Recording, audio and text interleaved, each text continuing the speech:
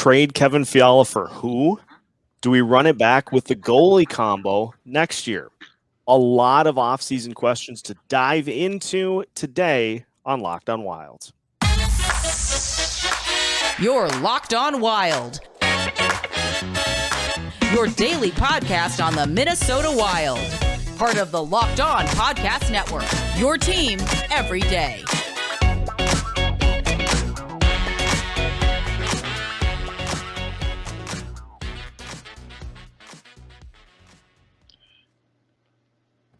What's happening, everybody? Welcome to another episode of Locked On Wild, your daily Minnesota Wild podcast, part of the Locked On Podcast Network, your team every day. Thank you for making Locked On Wild your first listen each and every day. And just as a reminder, Locked On Wild is free and available wherever you listen to your podcasts. On today's episode of Locked On Wild, we dive into some of the biggest offseason questions for the Minnesota Wild, such as where does Kevin Fiala end up if he's traded? Does the Wild's goalie tandem of Cam Talbot and Marc-Andre Fleury make sense for this team going forward? Plus, so much more. Today's episode is brought to you by BetOnline. BetOnline has you covered this season with more props, odds, and lines than ever before. BetOnline, where the game starts. Gang's all here for a Monday episode of Locked On Wild. Seth Topol, Zach Zeman, Alex Micheletti, all here. Squad's all here. And it's been a minute since we've been able to get everybody together in one place. Obviously, the Wild no longer playing. And so just because it's my first chance to get your guys' reaction, let's do a little word association. Give me one word that best sums up the Wild's first round loss, the St. Louis Blues. Alex, I'll let you have the honors. Disappointment. That's the word for me. Yeah, you took it right out of my mouth. I was gonna say disappointing. I don't think there's a better word that describes that series. What am I gonna say? Tragic? It's just disappointing. It was tough. I'm going to go with pain and then just stare into the camera. So, yeah, series is done. We talked about it. We talked about the season. We got the dentist system going again here this offseason. And so we decompressed the season, and now we're working on the eval portion of the year. But there's still plenty of big topics to discuss here this offseason. Let's start with the biggest one, the $8 million question. What happens to Mr. Kevin Fiala? And by all accounts, and Alex, I think you tweeted about this earlier this weekend, Fiala posted on Instagram, and we know how much we like to read into the profiles of athletes on social media to try to give clues as to what's going on for their future. That Instagram post seems pretty official as to what's going to happen here for the Wild this offseason. Yeah, I mean, some people were saying, "Oh, it was just him just thanking the year." Well, a lot of those posts too, they say, "Well, we'll see you at the X, in the fall or whatever." And this one, it seemed like how he was picturing it, and with the picture that that this was it. And I mean, there's just there's just no way with the amount of money that he wants to make that they can make it work with the buyouts, bringing the cap room down for the Wild. I don't see how it's possible. Dumbo's got that no move clause in his contract. Yep.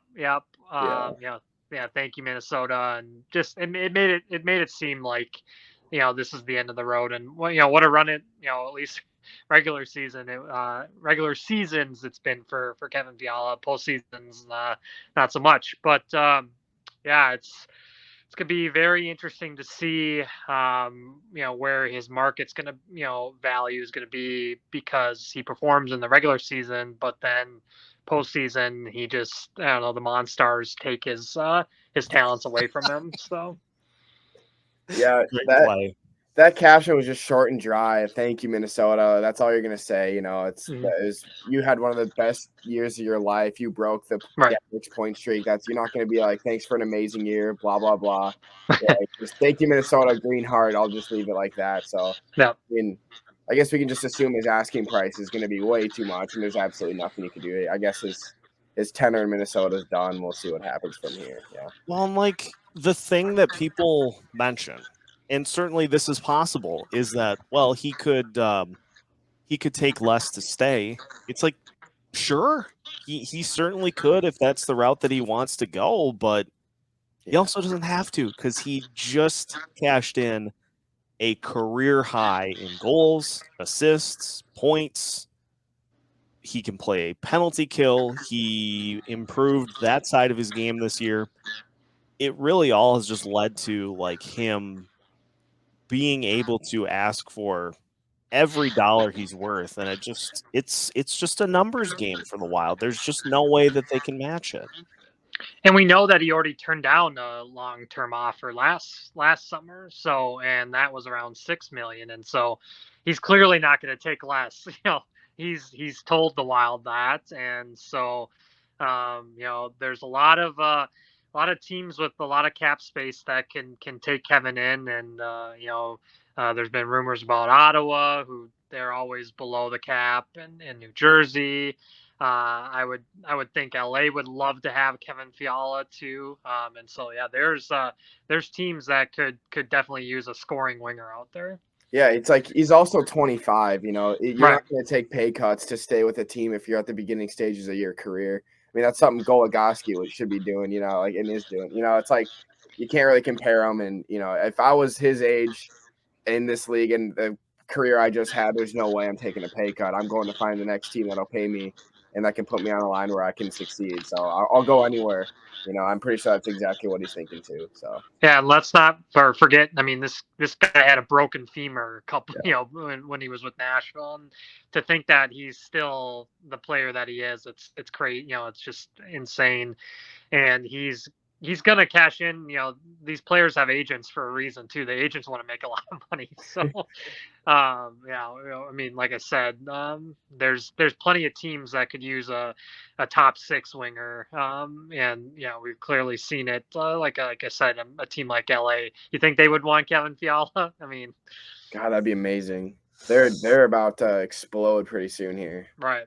That actually is a perfect segue into what we're going to do next. I have the results of the draft lottery, and so we're just going to go through them and see which teams make sense. And in the case of the New Jersey Devils, which teams are not willing to give up anything other than like low-end prospects. I'm, of course, having some fun. Shout out to Trey at Locked On Devils. We'll get that price ironed out, but we're going to go through and look at some of the possible suitors. Not Ryan Suter.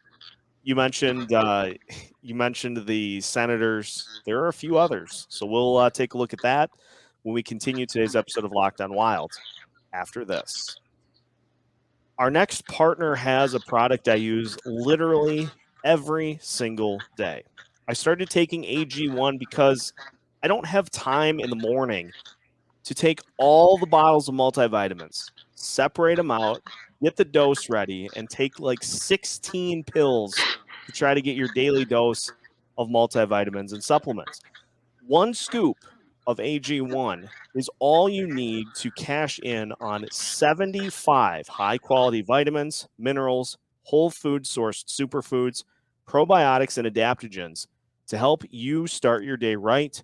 This special blend of ingredients supports your gut health, your nervous system, your immune system, your energy, recovery, focus, aging, everything you could possibly want, all in one. Plus, it's lifestyle friendly, whether you eat keto, paleo, vegan, dairy-free, or gluten-free. One scoop of AG1 is a small micro habit with big benefits. It's one thing you can do every single day to take great care of yourself. And right now, it's time to reclaim your health and arm your immune system with convenient daily nutrition. It's just one scoop in a cup of water every single day. That's it. There's no need for a million different pills and supplements to look out for your health. To make it easy, Athletic Greens is going to give you a free 1-year supply of immune-supporting vitamin D and 5 free travel packs with your first purchase. All you have to do is visit athleticgreens.com/NHL Network.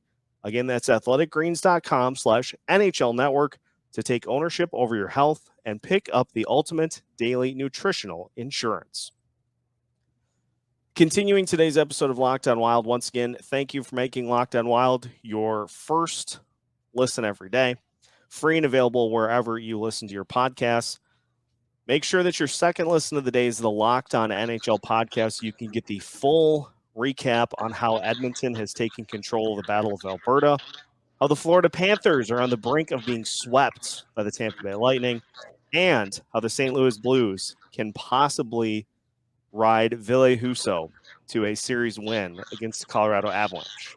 All at Locked On NHL, which is free and available wherever you listen to your podcasts. All right, gentlemen, I have the draft lottery here. And let's just go through and try to find some logical spots for Kevin Fiala to land. Again, assuming he is traded, but we're operating under the knowledge that it's going to happen. So the Canadians obviously getting the first overall pick. That might be a little high. I mean, Fiala was sensational this year, but the number one overall pick is the number one overall pick. Yeah, Montreal's not giving that up for sure. No. You don't even give it up at all. I don't even think, unless it's some superstar, and I don't think Fiala's like that caliber yet. Montreal has so many holes. They're not giving up. Yeah, no, they need that pick. Fiala. Yeah. So probably not likely. The Devils with the second overall pick. It's too bad they moved up to number 2 because I know. Yeah, in the late late single digits or 10 would have been perfect. Yeah, if they would have been anywhere from honestly 7 is probably a really good spot to be for teams that are in the running for Kevin Fiala. Oh, hey, the Senators are the 7th overall pick. Yeah, I mean they got some decent prospects that they could give up too, and they always seem to be willing to trade some good players. So yeah, I think that would be a logistical, logical partner for the Wild to trade with. Yeah, I think the Senators are the future's bright for them. I think they got Kachuk and Stützle, like those young guys, these young guns. I mean, if you add Fiala to that mix, those are 3 great guys to build around. I think it wouldn't hurt them at all. They have amazing prospects ready, so I mean, that would be a great partner. I agree. I mean, it would be interesting to see if what they could do with that, and hopefully get a couple returns. Out of the West too. Yes. Yeah, so factors for this trade. Keep him, send him to the East. Like, we don't want to see him in the West, so you have to go up against him often. Do we want where are we at on this as well? Do we want more pick-oriented trade, or do we want more prospect-oriented trade? Like, if you can get a young center in return, does that have more value than a pick? Center. They need the. I mean, you look at Iowa too. The center depth in Iowa isn't great either. So it's not only just the Wild, but Iowa needs help down there too. I mean, if the Wild are offered these guys and none of them fit, what the Wild need, I don't think a trade's going to happen. Or like if that happens, then they're going to ask for picks. So they're going to ask, they're going to see who's on the board wherever the pick they're going to get is, and then they're going to, hypothetically, we'll see what you can do with that pick. So I mean, if it's not the exact prospect you want coming back, then it's going to be, a good pick where you can get one. So. The Wild need all the entry level contracts that they can get. Yeah, literally. And who's to say that you don't include another name in this deal, such as the Matador, Dmitry Kulikov? Ole defense. I've been sitting on that line all weekend. I don't know why it popped into my head, but just with giving up that goal where he's in front of the net, just doing like a complete 360. I was like, He's just a bull matador. One of the worst playoff performances I've ever seen. I mean, the fact that he got pulled for Goligoski and Goligoski was so bad that they brought him back into the fold. Oh my goodness. Yeah, that was miserable. I think he had a good season. I kind of liked him. He was fitting well. He was, he was there when you needed him. And then that goal versus Nashville. I mean, the overtime hero, but I don't know. Playoffs, he couldn't handle the bright lights. Craig Berube just was like, we were going right at that guy all series. So I don't know. Maybe you include another name to get more money off the books, but I think Senators is intriguing. Yeah. How about Columbus? Yeah, Columbus is stocked with. They are going to be very good in a couple of years here. They hit home runs in the draft last draft with Kent Johnson from Michigan and Sillinger, who made it to the league right out of the draft class, which was super impressive. They got a ton of talent, Patrick Laine, and so I mean, they would be a perfect fit too. I think they've got they got pick 6. They also have pick 12. Yeah, the 12 could be that could be right in play there for Mr. Fiala. That would, I mean, I feel like Columbus could use them too. You haven't really heard much about them in recent years, and I feel like a piece like this, some new fresh air for Fiala could really work for them. You know, you never really know. You got to take these chances, and like Micheletti just brought up, they have great prospects coming in, so it all could come together for them. I can definitely see their side of things. So, the other one that I'll point out, I was going to say the Sharks, but they have no money. They don't have any money. So they're probably not likely. But here's another intriguing one, just because they also have multiple picks in the first round. Buffalo. Yeah, when I tweeted out Kevin's picture, somebody from Buffalo Twitter got a hold of it from my account, and they've gone crazy. I mean, Buffalo is so desperate to be a winner, and they stole Tuck, from Vegas. They're going to end up having the better of that trade. I don't care what people say. I just Eichel went there and it was a complete disaster. Buffalo's stocked with prospects that they could be willing to give up, to get Fiala there, and they're in the East. I mean, seems like a match made in heaven, and they've had history trading with the Wild in the past too. So yeah, it's not like Buffalo has become like the jettison, like the dumping ground for old Wild players. Like we have previous history of. Oh wait, yes we do. Yeah, wasn't Scandella one of them? Yeah, Scandella, Eric Stahl, Pominville. Yep. Guys, remember Matt Molson? My goodness. Yep. Oh my God. Those were some quote unquote down years for Wild. That was Matt Molson was like when I was getting into just basic following of hockey. And I remember asking somebody, I'm like, oh, Matt Molson, that's a good trade, right? And they're just like, yeah, tough one. He's still playing. He's in the AHL. He's a captain of Washington's AHL team, surprisingly. But, guess love of the game, to grind in the, as we call it, the always hungry league. So, well, somebody's got to do it. So, main thing is that there are a lot of options, and you look at the Senators maybe as kind of the popular pick, but as we just laid out, like Bill Guerin's got a lot of options for this, and contrary to what is being told to me by Devils fans, like there's going to be a market for Kevin Fiala's services. It's not like we're going to have to pay. We're not selling him like 50 cents on the dollar. Oh heck no! You can't tell me no team's gonna want a 25-year-old who just came off the best year of his career. In his prime. Yeah, like literally. You can't tell me no one's gonna want him. Like, come on. And here's the other thing. Never take for granted the mystery team in these situations.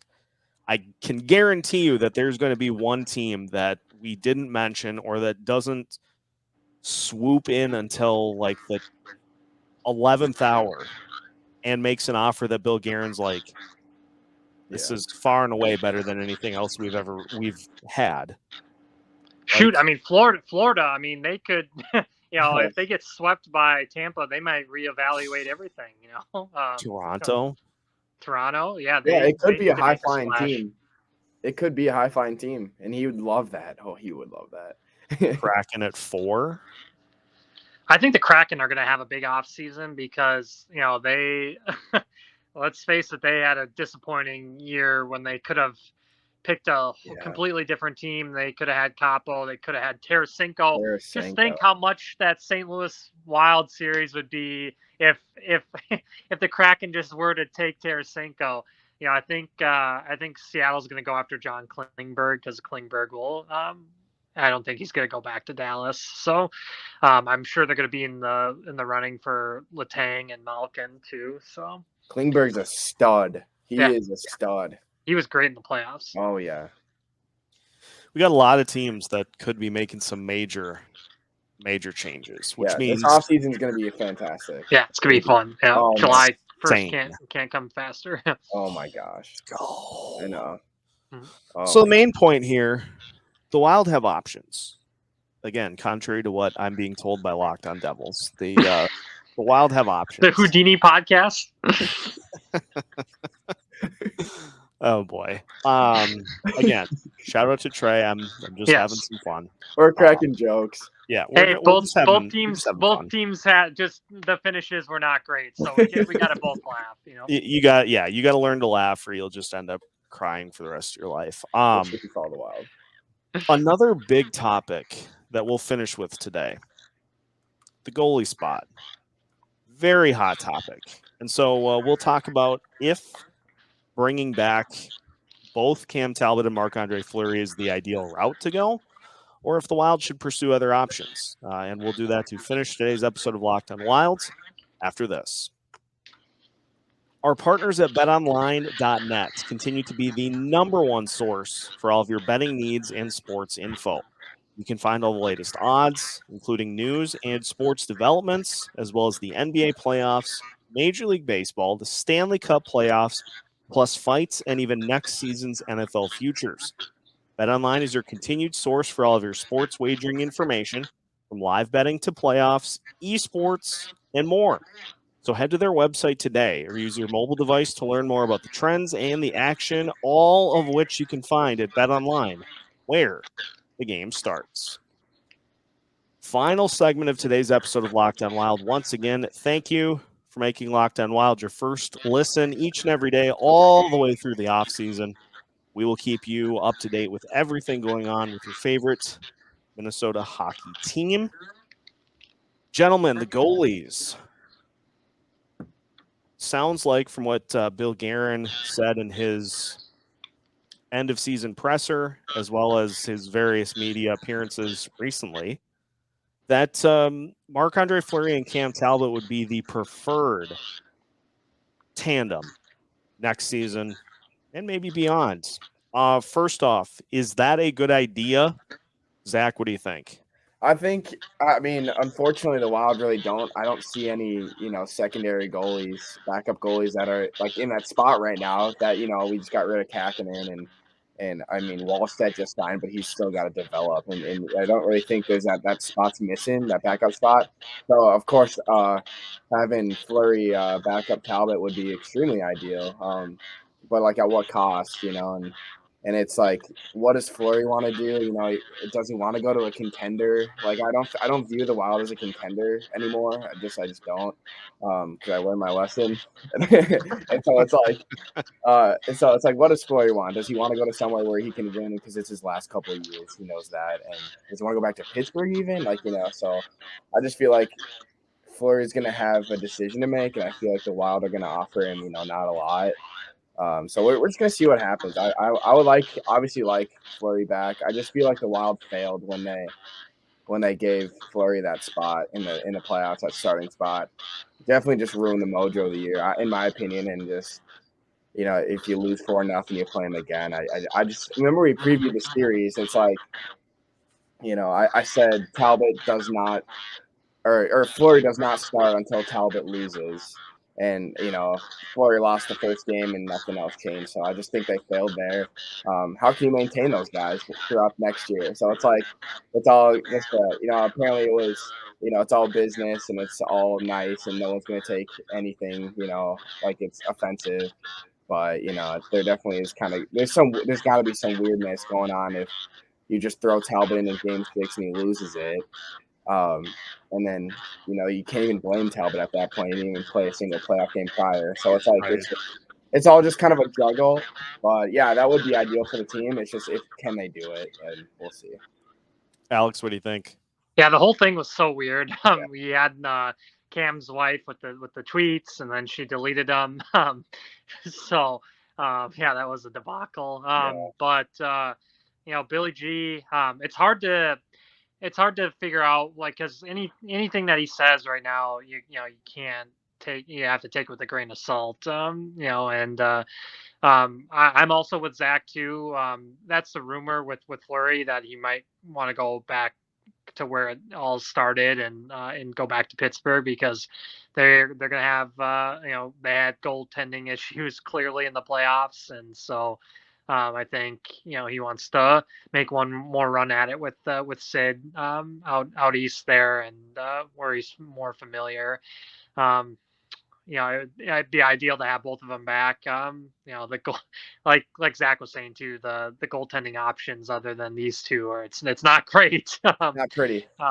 It's not pretty at all. It's gonna come down to how much Fleury wants. And I'm just kind of shocked that Cam doesn't hasn't like there hasn't been any rumors about requesting a trade at all. Yeah. So. It just, the whole thing is just kind of, it was a bizarre end to the season. And yeah, you'd think if Cam was not happy that he would be looking to go elsewhere, because a team like Toronto, Jack Campbell is an unrestricted free agent heading into this offseason. So they're probably going to be looking at some goaltending changes. The market for backups looks like this. You got Mikko Koskinen, who will probably he's probably the top non-Fleury name out there. Others include Yaroslav Halak from Vancouver. I just don't hear him, Gross. Martin Jones. Gross. He might be the worst out of all of them. And then you've got the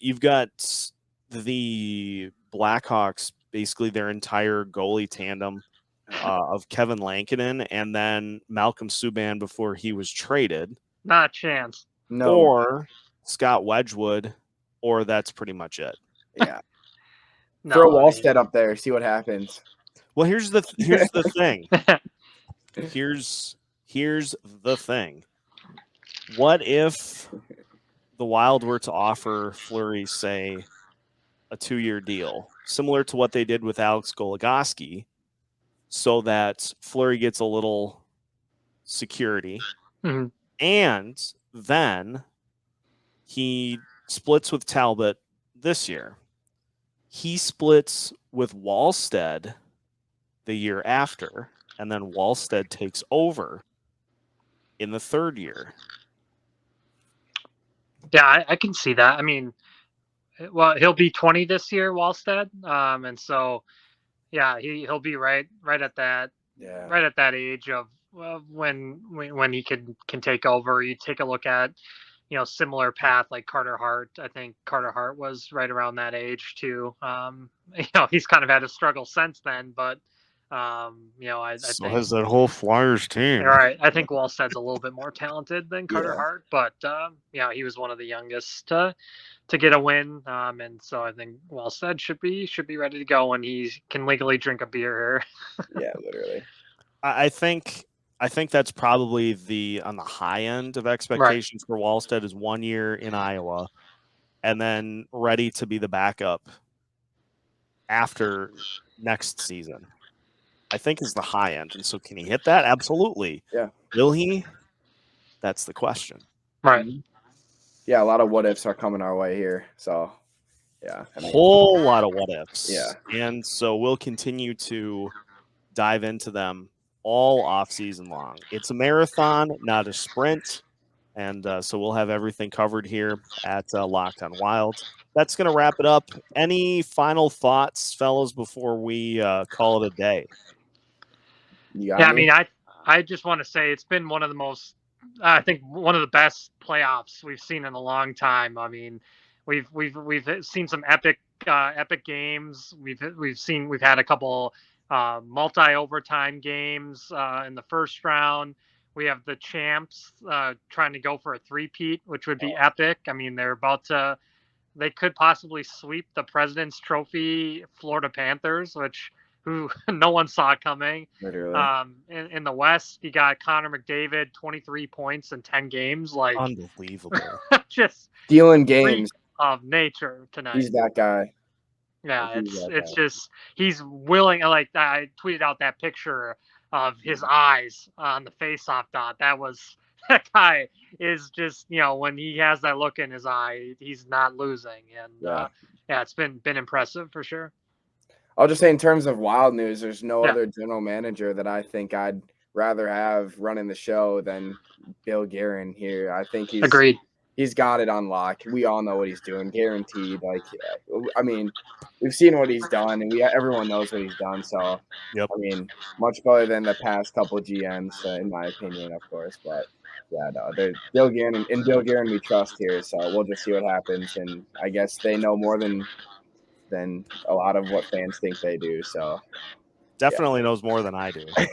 That's not even up for debate. But yeah, concrete plan for this team, and at this point it's just about executing it. So, got a lot to cover between now and the start of next season. We got the draft, we got free agency, trades, all that and more. So make sure you stick with Locked on Wild through all of it. Wherever you listen to your podcasts, we are keeping you up to date with new episodes every Monday through Friday as part of the Locked On Podcast Network.